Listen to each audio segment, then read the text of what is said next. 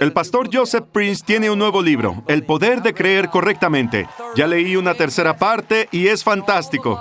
Estará en todos los recibidores después del servicio y después del siguiente servicio estará firmando este libro aquí, pero si nos visitas me encantaría conocerte. Firmaré mi nuevo libro allá, pero en fin. Me veo mejor que él. No, escuchen. Lean el suyo primero y luego el mío para que pueda corregirlos después del suyo. Es lo contrario. El pastor Joseph y Wendy y el equipo de New Creation se mudaron a sus nuevas instalaciones en Singapur. Vean estas fotos, qué hermoso es. Muy hermoso. Unas instalaciones de 400 millones. Vean las fotos del interior, se ve hermoso. Va a ser pagado del todo pronto. Joseph me dijo, no tiene deudas. Pero apreciamos al pastor Joseph y no quiero quitarle su tiempo. Vamos a tenerlo 1 hora 50 minutos. Así que levántense y vamos a recibir al pastor Joseph Prince de New Creation esta mañana.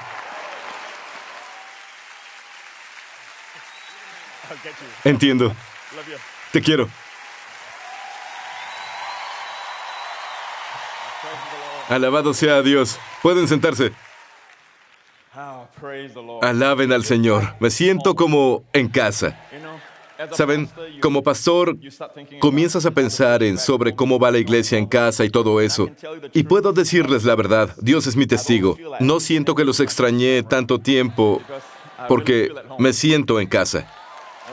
¿Ok? Claro. La venganza es mía, dice el Señor. Como ya se habló de quién es más guapo.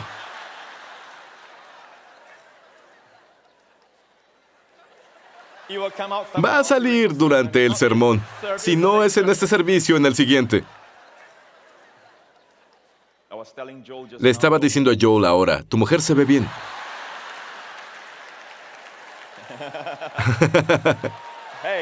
Y ella lo mantiene a él viéndose bien. Amén. Él se ve mejor con ella que solo.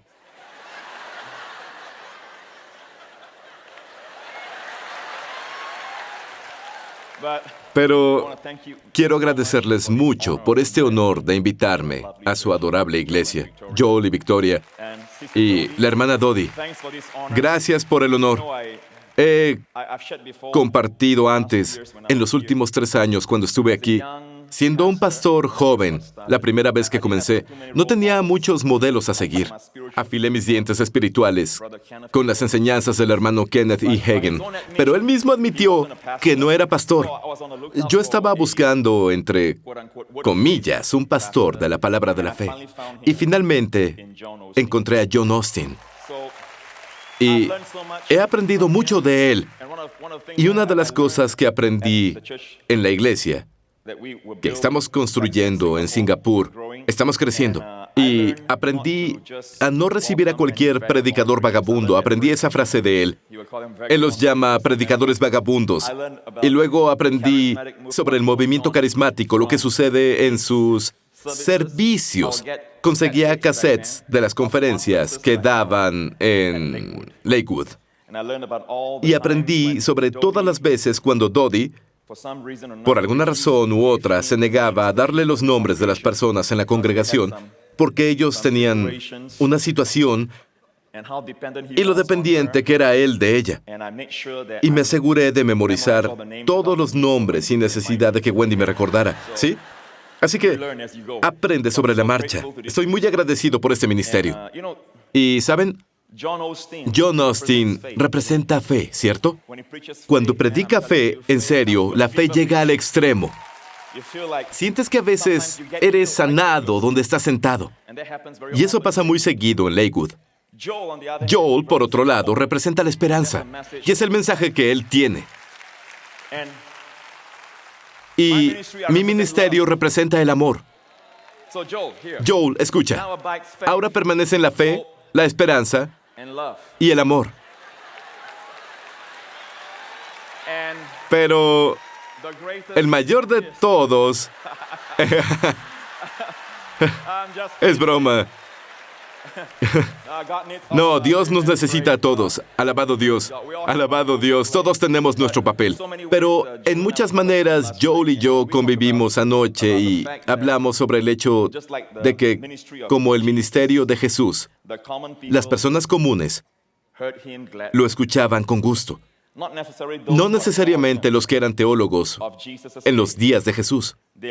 Ellos lo veían con sospecha, lo veían incluso muchas veces con ira. Pero las personas comunes lo escuchaban con gusto. Y les digo que vamos a ser como Jesús. Amén. Llévense todo, pero denme a Jesús. Amén. Y vamos a dar un grito de alabanza a su nombre. ¡Vamos, Jesús! Su presencia está aquí. Su bendito nombre. Su nombre es una unción derramada. Y cuando su nombre es nombrado, las ataduras se destruyen. La sanidad fluye. Amén. Los corazones tristes ya no lloran. ¿Listos para su palabra?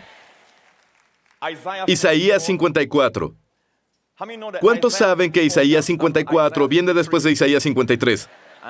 Sé que eso es profundo, pero el 53 habla de la obra del Mesías. Por ejemplo, en Isaías 53 dice, ciertamente Él cargó con nuestras enfermedades y soportó nuestros dolores, pero lo consideramos herido, golpeado por Dios y humillado. Él fue traspasado por nuestras rebeliones y molido por nuestras iniquidades. Sobre Él recayó el castigo, precio de nuestra paz, nuestro shalom, y por sus llagas fuimos sanados. Todo eso es de Isaías 53. Amén. El siguiente capítulo habla sobre la victoria. Toda la victoria, las bendiciones aseguradas como resultado de su obra terminada. Y comienza con, grita de alegría, mujer estéril. ¿Por qué? Porque Jesús murió en nuestro lugar. Y ahora es casi como una inundación de gracia liberada sobre las personas. En Juan capítulo 1, volveremos a Isaías 54, pero vean Juan capítulo 1, versículo 17, dice, pues la ley fue dada por Moisés, pero la gracia y la verdad vinieron por Jesucristo. No olviden que cuando Jesús les habló a los judíos de sus días, dijo, conocerán la verdad y la verdad los hará libres. Es la premisa de mi libro, el poder de creer correctamente. Amén. Debes creer correctamente, si quieres vivir correctamente. Hay mucho vivir correctamente, pórtate bien, predicado en el púlpito. Y tenemos poca vida correctamente. Lo que produce vivir correctamente es predicar, creer correctamente. Cuando las personas creen lo correcto, viven en lo correcto. Cuando creen algo equivocado, uno de los indicadores para saber que crees algo incorrecto son tus emociones tóxicas de miedo, culpa, depresión. Tal vez piensas que crees lo correcto. Asistes a una iglesia como la mía o como la de Joel. Y siempre le digo a mi congregación, asisten a una iglesia, saben las cosas mentalmente, ¿no? Oyen los sermones, pero aún están batallando con emociones tóxicas de temor. Algo que no pueden determinar bien. Hay algo que sienten que hay algo mal. En algún punto en el camino, ha habido pensamientos erróneos que producen emociones erróneas. ¿Y por qué hay pensamientos erróneos? Hay creencias equivocadas. ¿Por qué hay esas creencias? Muchas veces, las personas oyen lo equivocado. Han leído libros. Han visto los medios, por ejemplo, y creen algo sobre el futuro. Creen equivocadamente y tienen malos resultados. Y cuando eso pasa, viven equivocadamente. Los psiquiatras y los psicólogos nos dicen que los niños, cuando sienten algo bien, incluso cuando sienten algo malo y hablas con ellos, y tú puedes sentir empatía con sus emociones, comienzan a sentirse bien. Cuando se sienten bien, se portan bien. Amén. Porque saben que los entienden. La cosa es esta. Nuestras emociones son como banderas rojas que nos dicen que hay creencias falsas en algunas áreas de nuestra vida. Amén. Y por eso la Biblia, el nuevo pacto, es sobre la creencia. El justo vivirá por la fe. Es decir, el justo vivirá por creer correctamente. No se preocupen por hacer lo correcto. Eso surgirá solo cuando crean correctamente, pero muchas veces, en muchos lugares, no tienen nada que creer porque el púlpito no ha revelado nada bueno para que lo creamos. Cuando no se revela nada, las personas creen en el error. ¿Me siguen? Ahora, lo que compartiré con ustedes los impresionará. Dios nunca jamás estará enojado contigo. Nunca. Escuchen, porque todo lo que diga les daré escrituras, ¿sí? Es mi estilo, es mi ministerio, ¿sí? Vayan conmigo a Isaías 54, muy claramente. Dice Dios, para mí es como en los días de Noé, no lo olviden. Esto es después de la obra redentora de nuestro Señor Jesucristo en Isaías 53, que Dios dice estas palabras en Isaías 54.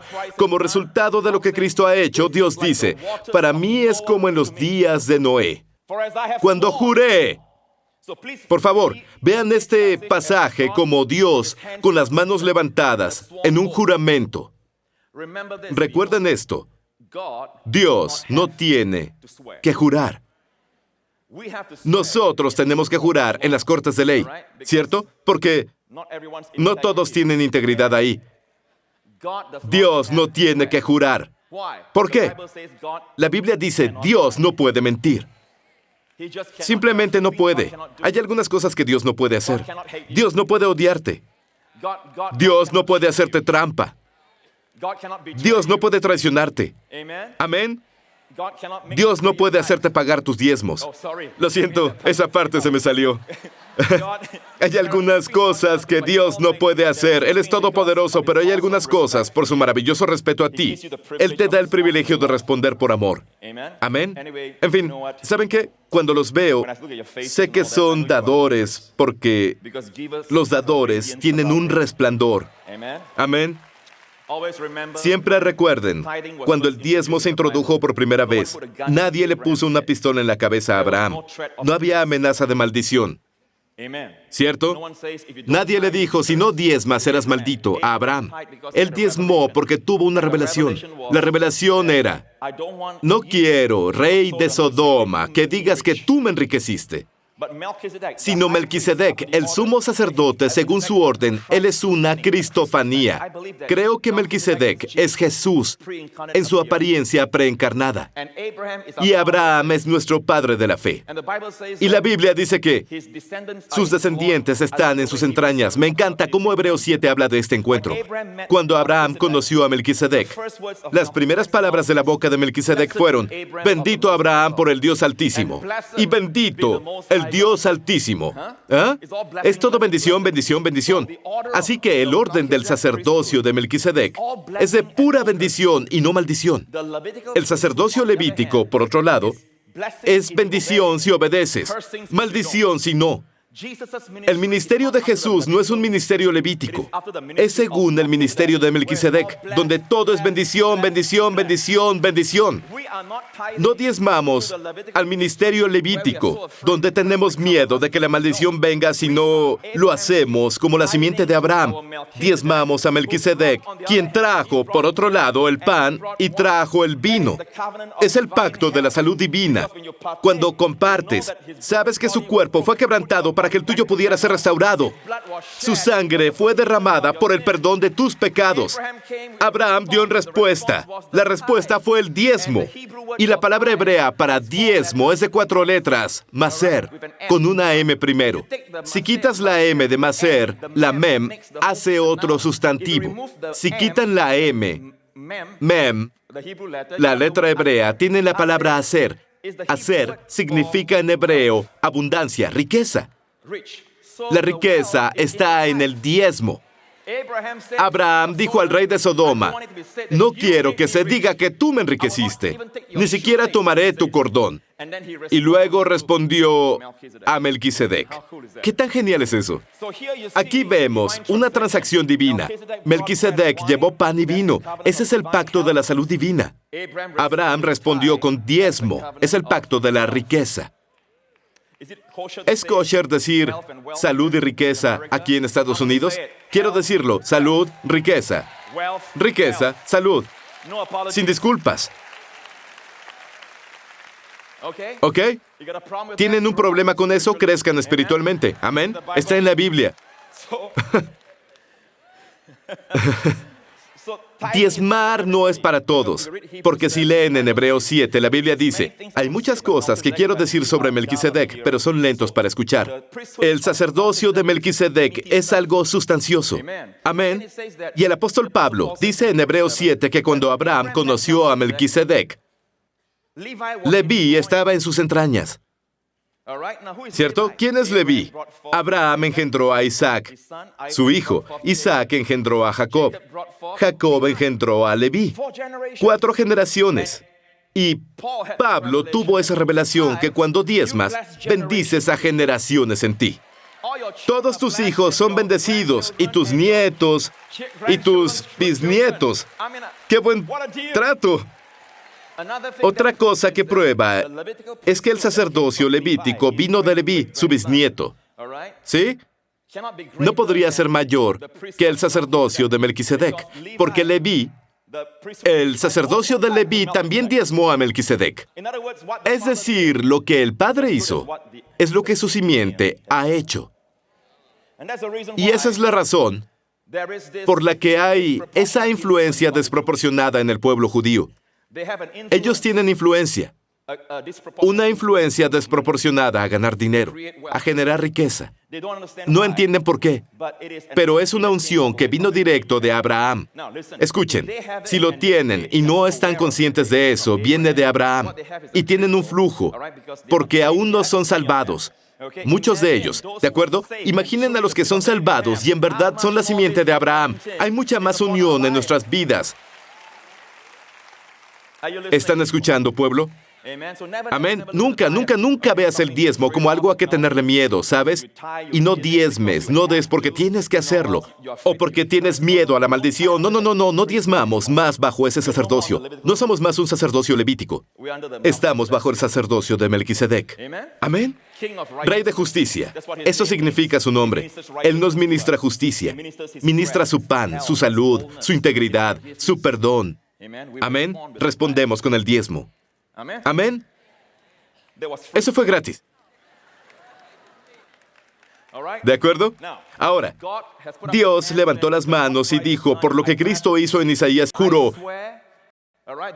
esto es para mí semejante a los días de Noé, cuando juré que nunca más las aguas del diluvio volverían a cubrir la tierra.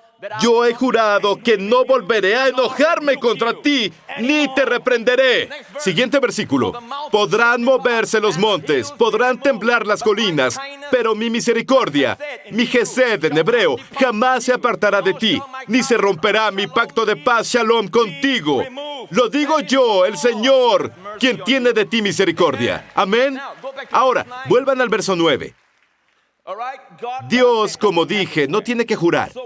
Cuando Dios jura, hay una garantía doblemente asegurada de que Él nunca hará eso. ¿Qué? Enojarse con nosotros o condenarnos nunca más. No puede ser más claro que eso. Amigos, no es un pasaje oscuro. ¿Saben cómo los armenios lo citaron así? Las personas calvinistas lo citaron así. No es un pasaje oscuro. Es un pasaje muy claro, con un juramento. ¿Qué más quieren? Dios ha jurado que nunca más se enojará contigo. Nunca jamás. Con el creyente. Es casi como si Dios pusiera su mano y Dios no tiene que jurar. Y tú y yo diríamos,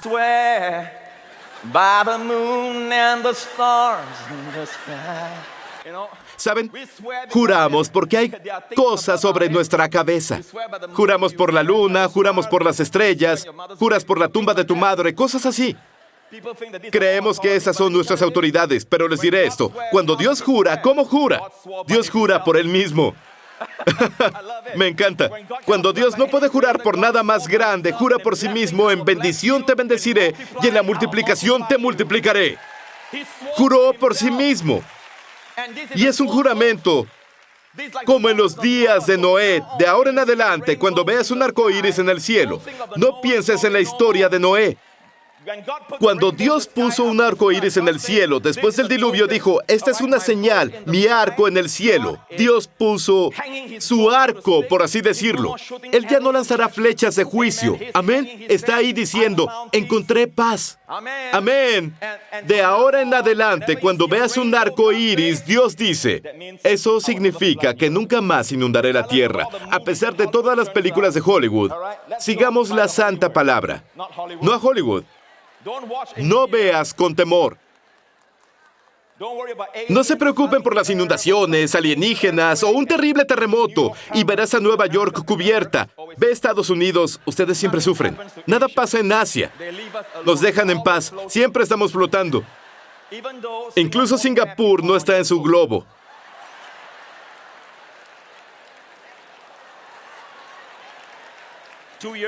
Hace 2 años me quejé. No se ha hecho nada. No hay arrepentimiento en esta iglesia.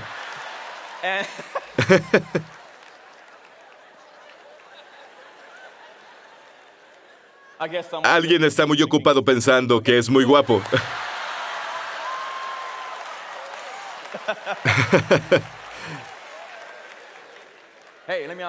Les haré una pregunta. ¿Creen por un momento que Dios se volvió suave con el pecado? Que Dios levantó la mano y dijo: juro que nunca más me enojaré contigo, nunca te reprenderé. Por cierto, reprender ahí no es corregir. Dios aún nos corrige. Reprender es la misma palabra en hebreo que se usa para reprender al Mar Rojo. En Zacarías se usa para: el Señor te reprendió, oh Satanás. Es una palabra para condenar. Por eso no hay condenación para los que estamos en Cristo Jesús. Amén.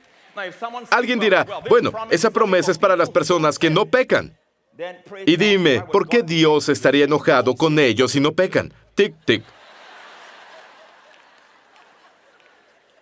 Cuando vengas a la iglesia, trae tu santo sentido común. No lo dejes en un cajón en casa, ¿sí? Si eres obediente y no pecas, ¿por qué Dios estaría enojado contigo? Este versículo solo significa algo para las personas que no tienen todo en orden. Personas que aún están luchando. Por favor, Dios les está dando la seguridad de: he levantado las manos, he jurado esto como en los días de Noé. De ahora en adelante verás un arco iris como recordatorio de lo que Cristo ha hecho y por lo que Cristo hizo de llevar nuestro pecado a la cruz. Descargué mi santa ira y mi justa indignación contra toda la rebeldía y el pecado en el cuerpo de mi Hijo. Mi Hijo absorbió hasta la última gota de ello, cada vestigio, y clamó: consumado es. Y hoy no tengo más ira para quien cree en mi Hijo. Juré que nunca más me enojaría ni te condenaría. ¡Nunca! ¡Lo juré! No puede ser más claro que eso. Y es la razón por la que en Apocalipsis capítulo 4, versículo 3, cuando oras, vas al trono de Dios. El que estaba sentado tenía un aspecto semejante a una piedra de jaspe y de cornalina. Alrededor del trono había un arco iris. Había un arco iris alrededor del trono. La palabra griega alrededor es como una burbuja. No solo alrededor, ¿cierto? Cubría todo el trono. Todo lo que ves es el arco iris. Por eso ya no es un trono de juicio, es un trono de gracia. ¿Qué significa? No más ira, no más condenación. Vengan a mi presencia. Vamos a ir confiados. Pastor Prince, eso es solo para las personas que caminan rectas con Dios. Sigan leyendo. Vamos confiados para obtener misericordia. La misericordia es para las personas que fallan. Y no solo obtienes misericordia, También encontramos gracia para que nos ayude en tiempo de necesidad. Estás cubierto del todo. Cuando vienes al trono de Dios y has hecho algo malo, hay misericordia. No mereces algo bueno, hay gracia. Entonces, la misericordia es que no tendrás las cosas malas que mereces. La gracia es que obtienes todas las cosas buenas que no mereces. Lo tienes cubierto. Ven al trono de gracia. Cada vez que vienes, recibes por doble. ¡Aleluya! Así que no estamos lejos del error. De hecho, el apóstol Pablo llama a esto el Evangelio del Dios bendito. Por desgracia, muchas personas en las nuevas traducciones ponen bendito Dios, pero si ves la palabra Macarios, no solo es bendito, puede ser bendito, pero Macarios también es feliz. Feliz. Es decir, es el Evangelio del Dios feliz. Literalmente, el Evangelio del Dios feliz. Y creo que algunas personas aún piensan que Dios está enojado y está molesto con ellos por los predicadores enojados. Muchas personas están confundidas al ver la televisión y ven a un predicador sonriendo.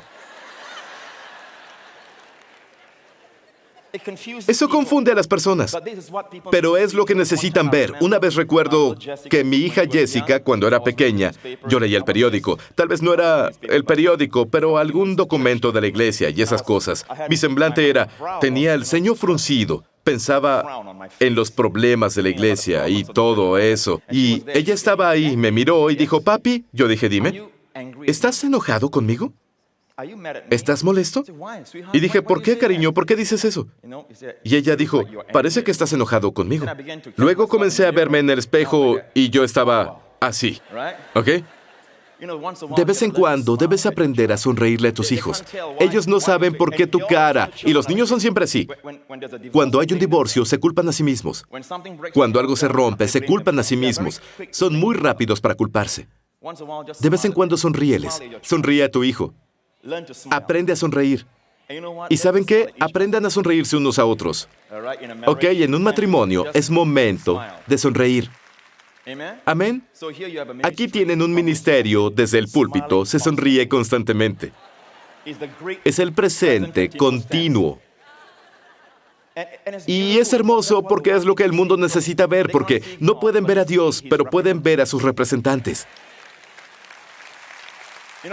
Saben, hace años, para informarles, sé que hay predicadores viendo esto en televisión y pastores y líderes. A veces pensamos, ese hombre en el púlpito no es un hombre de Dios hasta que me golpee. Si me golpea muy duro, me apalea con un buen sermón, es un hombre de Dios. Es casi como si esperaran ser... Algunas personas están tan enfermas emocionalmente que vienen a la iglesia para que les peguen. La generación emo se cortan a sí mismos, ¿entienden? Deben sentir algo. Vamos, Joel, vamos, pégame de nuevo. Anda, amor, pégame una vez más. Vamos, pégame de nuevo. Entonces creeré que eres un hombre de Dios. Y algunos predicadores se ajustan a las personas así. Vienen y te pegan y te pegan. Dios no nos llamó a golpear a las ovejas, sino a alimentarlas. Y los pastores y los líderes, recuerden esto. Hubo 2 golpes en la roca cuando Israel salió al desierto. Y ellos tenían sed. La primera vez fue el principio de su andar por el desierto, en Refidim. ¿Cierto? Tenían sed. Dios le dijo a Moisés, toma la vara, la misma vara con la que tocaste el río, y el agua se volvió sangre. ¿No es impresionante que la ley se dio a Moisés y la verdad y la gracia vinieron por Jesucristo? Y el primer milagro de Moisés fue de juicio. Convirtió el agua en sangre, que resultó en muerte.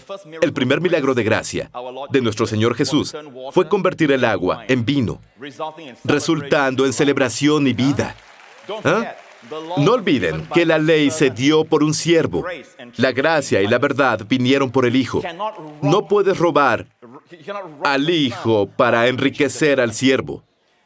No puedes levantar la ley más que la gracia. La gracia es más alta que la ley. Amén. La Biblia dice, el siervo no mora en la casa para siempre. ¿Recuerdan la historia de cómo tomó la vara y le pegó a la roca y salió agua? Hizo bien porque lo hizo en obediencia a Dios. Dios dijo, golpea la roca, y Jesús fue golpeado. Jesús fue golpeado en lugar de nosotros. Deja de golpearte. Él fue golpeado por nuestras maldades. ¿Sientes ganas de castigarte? Mira la cruz. Esos son tus golpes. Esa fue tu flagelación.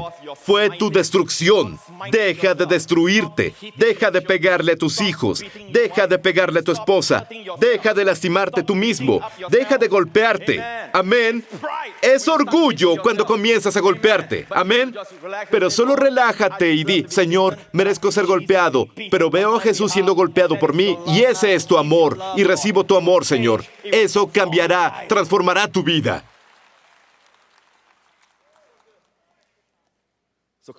Cristo fue golpeado y las aguas fluyeron. Tanto que 3 millones de personas, no solo fue un goteo, fue una cascada torrencial corriendo hacia el desierto. Y si avanzamos unos 40 años, hacia el final de su jornada, el último año, fue el último año de su deambular. Tuvieron sed de nuevo. Y esta vez en un lugar diferente. Y la Biblia dice, por cierto, esa era una roca en hebreo. Tenemos otra palabra hebrea que significa un arrecife o roca alta, porque la roca es una imagen de Cristo. Una vez fue golpeado, no necesitaba ser golpeado de nuevo. Su obra perdura para siempre. No lo crucifiques de nuevo. Por eso, esta vez, era un arrecife. ¿Por qué un arrecife? Porque hoy Jesús está a la diestra del Padre. Está a la diestra del Padre. Entonces, si tienes una necesidad, ¿Jesús tiene que bajar y morir por ti de nuevo? No. Su obra es eficaz para siempre. Cuando vas al arrecife, cuando ves a Jesús a la diestra del Padre, ¿qué haces? Dios dijo a Moisés, Moisés, así les vas a traer agua. Habla, habla. Háblale a la roca. Literalmente en hebreo, habla al arrecife. 2 palabras diferentes para piedra, roca, y aquí, alto arrecife. Habla a la roca. Pero esta vez Moisés estaba harto de las quejas del pueblo. Las personas decían, Moisés, tú, hasta el final, nos trajiste aquí a morir. Sigamos la historia y veamos qué dice él. Moisés levantó la mano. ¿Ven lo que dice? Moisés y Aarón reunieron a la congregación y Moisés dijo, óiganme ahora, rebeldes. Él estaba enojado. Amén. En Salmos dice, Moisés habló sin pensar. Noten cómo llama al pueblo rebeldes. Dios vio que tenían sed. Y Él los vio como rebeldes, predicadores, maestros, líderes, pastores. Recuerden esto. Dios no ve como nosotros. El otro día estaba en mi cuarto de hotel y me encontré un pasaje en los Evangelios donde Jesús veía una gran multitud. Y la Biblia dice, tuvo compasión de ellos porque estaban dispersos. Él tuvo compasión de ellos porque parecían ovejas, sin pastor. ¡Wow! ¡Qué perspectiva! Los vemos como rebeldes. Esas personas, ¿sabes? Están aquí por ellos. Son egoístas, son esto, son aquello. Dios los vio dispersos, no porque sean malos. Les faltaba un pastor. Y Él tuvo compasión de ellos y procedió a enseñarles y alimentarlos. Algunos, cuando ven multitudes, piensan en ganancias. Algunos piensan, wow, mira todo el dinero que puedo obtener. Algunos piensan, mira, son como filetes disponibles. Pero la perspectiva que Dios quiere que tengas, y Él me recordó eso en el cuarto de hotel, Él dijo, hijo, siempre ve a las personas como ovejas que necesitan ser alimentadas. Y eso te dará una perspectiva de la compasión. Amén. En fin, Moisés dijo, escuchen, rebeldes, ¿acaso tenemos? El plural surgió ahí. Oye, Moisés, ¿desde cuándo tú puedes sacar agua de la roca? Fue Dios. Incluso hoy, incluso el más santo de entre nosotros, si te doy una roca y la exprimes, y la exprimes, y la exprimes con todas tus fuerzas, todo tu esfuerzo, nada saldrá de ahí, solo tu sangre. Si Dios no habla, ¿me dan un buen amén? Bueno, ahora, óiganme ahora, rebeldes, ¿acaso tendremos que sacar agua de esta roca? Luego Moisés levantó la mano y golpeó la roca 2 veces. ¿Qué dijo Dios? Háblale. Tienes una necesidad, dices, Señor, ¿hay dolor en tu cuerpo? Dices, Señor, por tus llagas fui sanado. Amén. Si estás luchando con hábitos pecaminosos, verán, nos enseñan, si hay falta, no confieses tu falta, confiesa tu provisión. Si hay enfermedad en tu cuerpo, no confieses la enfermedad, confiesa la sanidad. Cuando pecas, confiesa tu pecado. Todo se basa en una escritura de Primera de Juan 1:9. Pablo nunca enseñó eso en el Nuevo Testamento. Una vez más, si hay falta, ¿qué confiesas? Dios provee. Si hay dolor en tu cuerpo, ¿qué confiesas? Por sus llagas fui sanado. Si estás luchando con el pecado, soy la justicia de Dios en Cristo. Y no empezaré a decirte cuántos testimonios he recibido, muchos de ellos de Estados Unidos, de personas que eran adictas a la pornografía, a las drogas, al cigarro. Y si me han seguido, saben que yo enseño esto. Incluso mientras fumas, di, soy la justicia de Dios en Cristo. Amén. No es fuerza de voluntad. Es por su poder divino que cualquier hábito se va. Sigan confesando. Incluso mientras ves pornografía, lo último que quieres hacer es confesar, soy la justicia de Dios en Cristo viendo pornografía. Pero saben, no hablamos de eso. Las personas lo hacen sin confesar. Y se sienten culpables. Pero escuchen, eso no eres tú. Tú no eres fumar. Un día he tenido muchos testimonios de personas que dicen, un día estaba fumando y confesando, soy la justicia de Dios en Cristo. Algo me pasó y sentí, ¿qué estoy haciendo con esta cosa? Ahí es cuando llega el poder del reino. Viene por la confesión. Un joven de Nueva York me escribió, está altamente entrenado en las artes marciales, así que sabe de disciplina y fuerza de voluntad, y dijo, yo no. Lo olvidé más de 20 años. Y dijo, desde que tenía 13 años, me atrapó la pornografía. E hice lo mejor que pude porque estoy entrenado en la disciplina de las artes marciales, pero por más que intenté romper ese hábito siendo cristiano, pero no pude. Pastor Prince, un día lo escuché predicar, en medio del pecado confiesa, soy la justicia de Dios en Cristo, y no dejé de confesarlo. Al principio parecía que mis indulgencias empeoraban, pero lo seguí confesando, y ahora, Pastor Prince, más de un año ya pasó, y no he visto pornografía una sola vez. Creo que mi liberación es permanente. Se los digo, iglesia, si lo superan con fuerza de voluntad, tendrán que mantener esa liberación con su fuerza de voluntad. Pero si Dios lo hace, Dios lo mantiene. Amén, iglesia. No podemos jugar con eso. ¿No es santidad? Es creer lo correcto. Cree que eres justo. Confiesa tu justicia. Creer lo correcto te lleva a vivir correctamente. ¿Me siguen? Moisés dijo, ¿acaso tenemos que sacarles agua de esta roca? Golpeó la roca y el agua salió abundantemente. ¿Ven la misericordia de Dios? Dios aún ama a su pueblo. Aunque desobedecieron, el agua salió abundantemente. Pero vean lo que Dios le dijo a él. El Señor les dijo a Moisés y a Aarón, puesto que ustedes no creyeron en mí, ni me santificaron delante de los hijos de Israel, no llevarán a esta congregación a la tierra que les he dado. Piénsenlo. Moisés estuvo muy cerca. Solía leer esto y pensar, Dios, ¿por qué ese veredicto severo? Es casi como, pero Dios quiere que aprendamos. ¿No, predicadores? Eso es lo que Dios piensa de los predicadores enojados. No reconociste mi santidad ante el pueblo. ¿Qué es reconocer la santidad? Apartarme. Representarme bien. No me representaste bien. No habla de Moisés, sino de Dios. Dios dice, no me representaste bien. Me hiciste parecer enojado cuando yo oí su clamor por el agua y estaba más que dispuesto a calmar su sed. No me permitiste parecer amable. Piénsenlo. Le costó la tierra prometida. Además, la verdad es que Moisés representa la ley. Josué, el nombre Josué está en hebreo, y es el griego del hebreo Yeshua, que es el nombre de Jesús.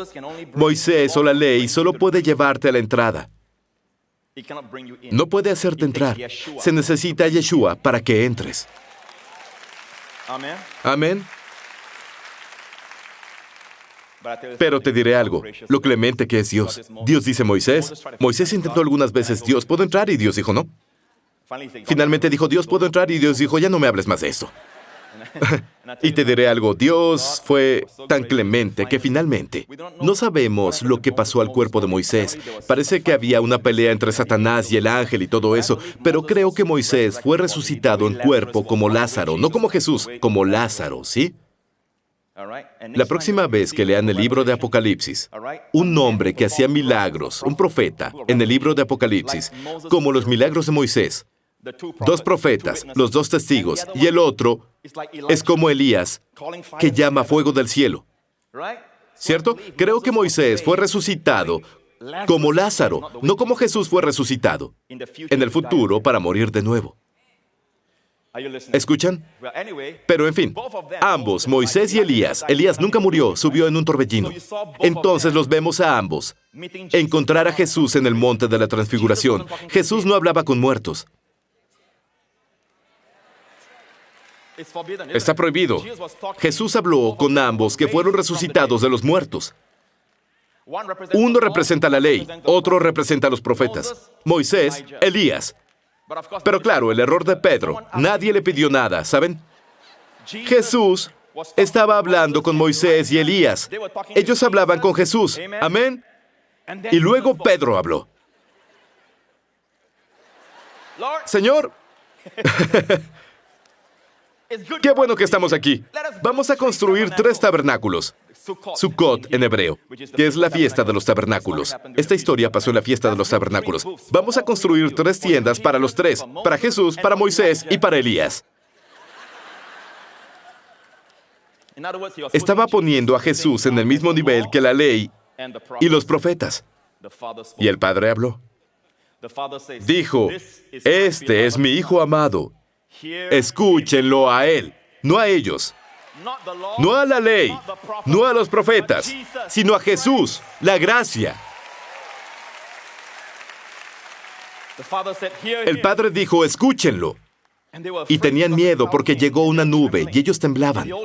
En el Antiguo Testamento, cuando una nube llegó a Miriam y la nube se levantó, ella tuvo lepra. Ellos sabían y por eso tenían miedo, ¿sí? Pero esa nube no era de juicio, era una nube brillante. En el Antiguo Testamento era una nube oscura. Él es una nube brillante. Lo nuevo ha venido, aleluya, y Jesús está ahí. Y Jesús los toca. Tal vez estaban temblando. Pedro, Santiago y Juan, por cierto, sus nombres significan, Pedro es piedra, Santiago es suplantar o reemplazar. Juan es gracia. La piedra es reemplazada por la gracia. ¿No es grandioso? Y luego, Dios dijo, es mi Hijo, escúchenlo. Aunque estaban temblando, sus oídos estaban atentos al Hijo. ¿Qué diría el Hijo? ¿Sería una palabra de censura o reprensión? ¿Sería una palabra de juicio?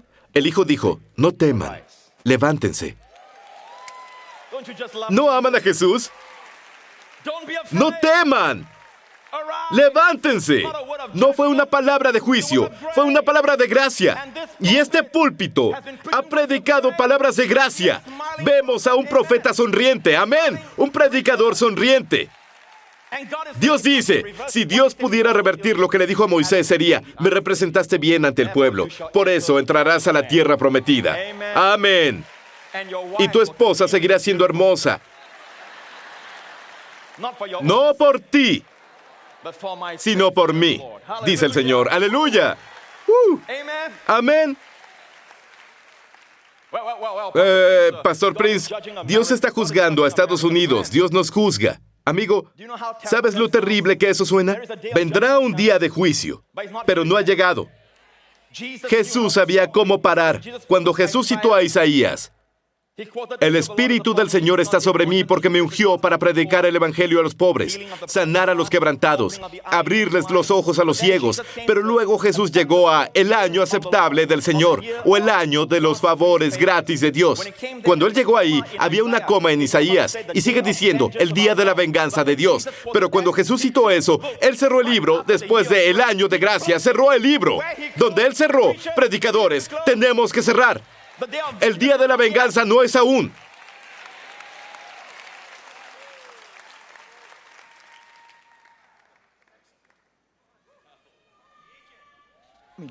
Dios está juzgando a Estados Unidos, incluso cuando el Señor fue a visitar a Abraham, iba camino a Sodoma y Gomorra. Esto es Sodoma y Gomorra.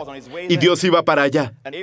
Y Abraham se le acercó a Dios y dijo, Señor, si encuentras a 50 justos, ¿destruirás toda la ciudad? Dios dijo, por 50 no la destruiré. No destruiré ninguna de las dos ciudades.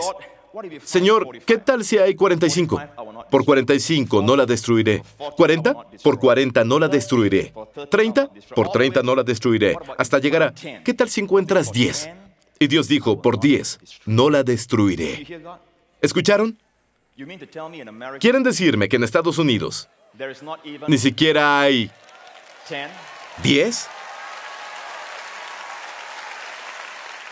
Bueno, Pastor Prince, obviamente no ha leído del juicio que llegó a Israel. Cómo Dios, por la rebelión contra Dios, Dios trajo a los babilonios y los llevaron cautivos. Amigo, divide bien la palabra. Estamos donde Abraham estaba. Abraham vivió antes de la ley. Por favor, Abraham vivió antes de la ley. Él aún caminaba con Dios. Dios lo llamó amigo. No me digas que necesitas la ley para caminar con Dios. Abraham caminó con Dios antes de que dieran la ley. La ley se dio 450 años después. Ahora, estamos donde Abraham estaba. ¿Me están escuchando? Pero algunas personas quieren llevarnos a donde Israel estaba, bajo la ley, por 1500 años. ¿Sí? Cuando están bajo la ley, era una dispensación diferente. Si obedecían, Dios los bendeciría. Si desobedecían, Dios los maldeciría. No estamos en ese pacto. No puedes compararnos con Israel. Pastor Prince, ¿qué hay de David? Dios mató a sus hijos y Dios lo castigó severamente. Dios hizo esto. Amigo, escucha con cuidado. David era un hombre bajo la ley. Una cosa sobre David es que él entendió la gracia. ¿Cómo puedo describirlo? Él es un hombre con una mente del nuevo pacto en un cuerpo del antiguo pacto. Él estaba adelantado. Y por eso siempre dijo a Dios, tu Hased, que es gracia, tu bondad amorosa es mejor que la vida. Tu bondad amorosa, tu gracia, duran para siempre. Él sabía cómo apelar a la gracia, ¿cierto? No puedes comparar a David. El pecado de David le fue imputado. Nuestros pecados no. ¿Escuchan, amigos?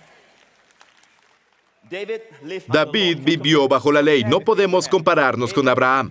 Abraham no era perfecto. Él mintió.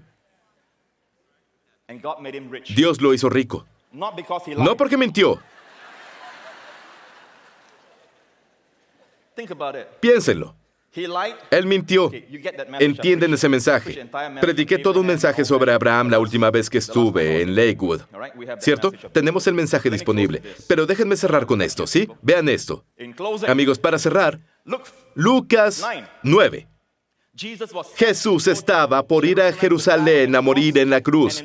Y en Lucas 9, los samaritanos, él estaba en la ciudad de Samaria, no recibieron a Jesús porque él iba a Jerusalén cuando sus discípulos, Santiago y Juan, el apóstol del amor.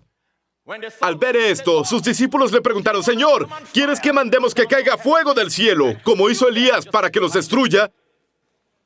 Creyeron que eran espirituales. Defendían el honor del Señor, porque esos samaritanos lo rechazaron. Señor, ¿hacemos caer fuego del cielo? Había un precedente del Antiguo Testamento. Elías hizo caer fuego en el mismo lugar, Samaria. Señor, ¿quieres que hagamos caer fuego del cielo para que los destruya, como hizo Elías? Le citaron las Escrituras a Jesús. Jesús se volteó. Vean esto. Cerraré con esto. Se volvió a ellos y los reprendió. Ustedes no saben de qué espíritu son, porque el Hijo del Hombre no ha venido a quitarle la vida a nadie, sino a salvarlos. Y fueron a otra aldea. Fueron a otra aldea. ¿Qué tan genial es eso? Sin guardar rencor, nada. Sin llamar la atención, se fueron a otra aldea. Amén. Desearía que cada predicador escuchara esto. Así es como Jesús responde. Estamos usando el precedente del Antiguo Testamento para hacer cumplir algo hoy. Y Jesús los reprendió. Dijo, no saben de qué tipo de espíritu son. Dios está juzgando a Estados Unidos. Hay consecuencias del pecado. Déjenme decir esto. Sí, lo que estás viendo es la tierra gemir. Y está gimiendo por la manifestación de los hijos de Dios. Pero no es el juicio de Dios. Dios no está juzgando. Amén. ¿Dios juzgará un día? Sí, cuando Jesús regrese. Pero hasta entonces es la época de la gracia. ¿Están escuchando? Dios no está contando el pecado del mundo en su contra. Les está diciendo, vengan a casa, no cuento sus pecados contra ustedes, vengan. Si dices cosas como, Dios está juzgando a Estados Unidos, imaginas que un terrorista está viendo esto y dice, ese predicador es un hombre como yo. Está diciendo que Dios está juzgando a Estados Unidos. Es lo que yo he estado diciendo. Y ese predicador cristiano dice que Dios está juzgando a Estados Unidos. Vamos, por primera vez estamos en la misma página. Algo está muy mal. Y las personas se enojan cuando dices, Dios no los está juzgando. Entonces, ¿por qué todo esto pasa? Consecuencias de las malas decisiones. Por creencias erróneas. Todo nos lleva al Evangelio. Y mi tiempo se acabó. ¡Alaben al Señor! ¡Denle a Jesús la alabanza! ¡Aleluya! ¡Amén!